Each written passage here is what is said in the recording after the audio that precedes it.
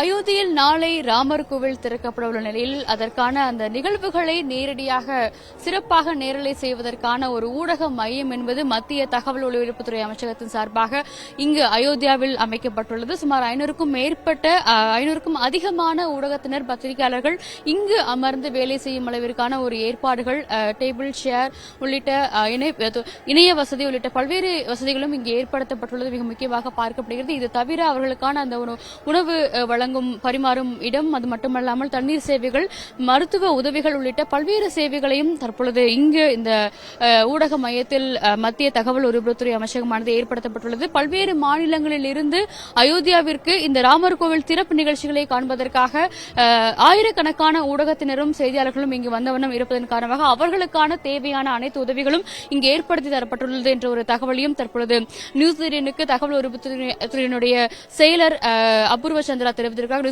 செய்திகளுக்காக அயோத்தியாவிலிருந்து ஒளிப்பதிவாளர் கார்த்திகுடன் சுசித்ரா.